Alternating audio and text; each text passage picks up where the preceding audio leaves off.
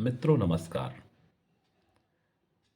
कुछ बातें मैं उद्यम और उद्यमशीलता पर करना चाहता हूँ। निसंदेह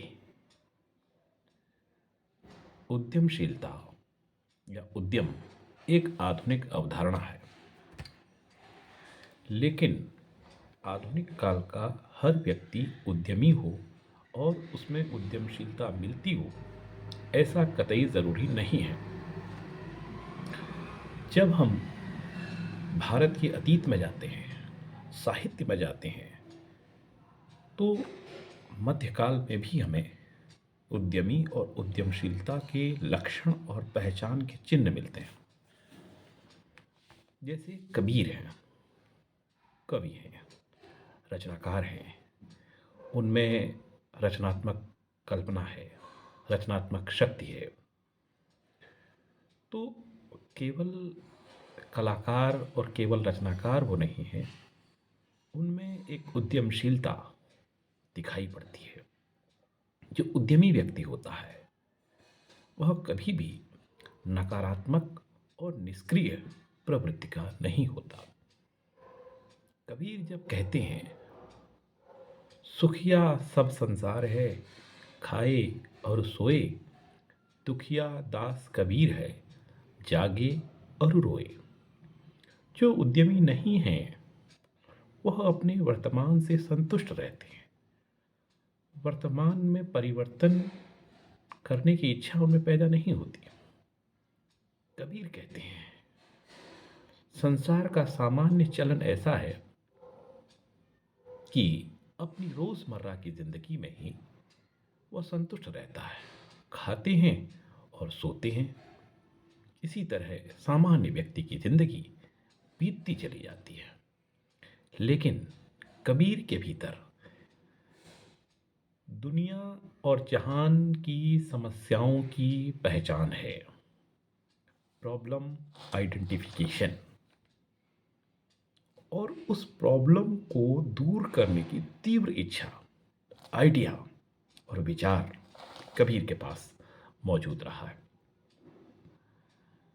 तभी तो कबीर कहते हैं, सुखिया सब संसार है, खाए और सोए।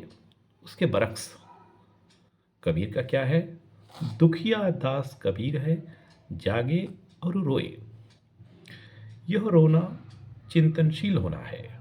यह रोना समस्याओं को पहचानना है। यह रोना सक्रिय होना है।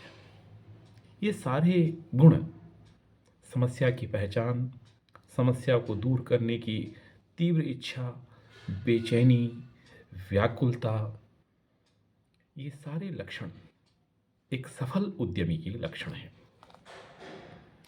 कबीर इस संसार से त्याग लेकर एक दूसरी दुनिया बसाने की बात नहीं करते। कबीर के यहाँ व्यापार का, वाणिज्य का, उद्यमशीलता का बराबर उल्लेख है।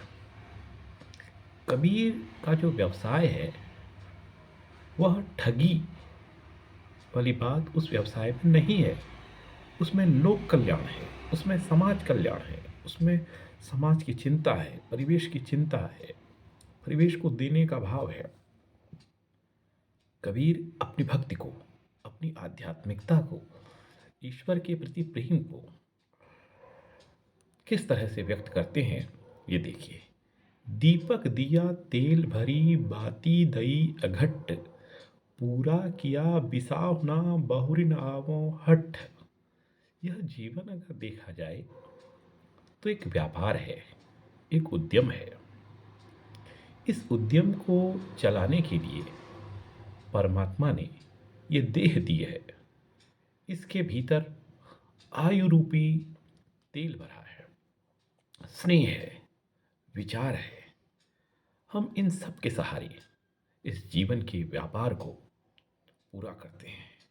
तो मैं कहना ये चाह रहा हूँ कि उद्यमशीलता भारतीय समाज के मध्यकाल में भी हमें दिखाई देती है, और आज आधुनिक युग में एक बहुत बड़े सेक्टर के रूप में, बहुत बड़े क्षेत्र के रूप में आर्थिक विकास के पहचान के मानक के रूप में उद्यमशीलता स्थापित हुई है।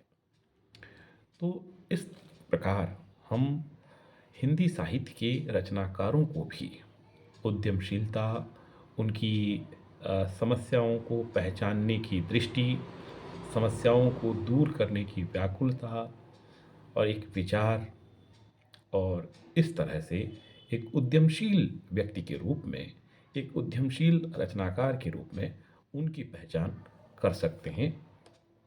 बहुत बहुत धन्यवाद।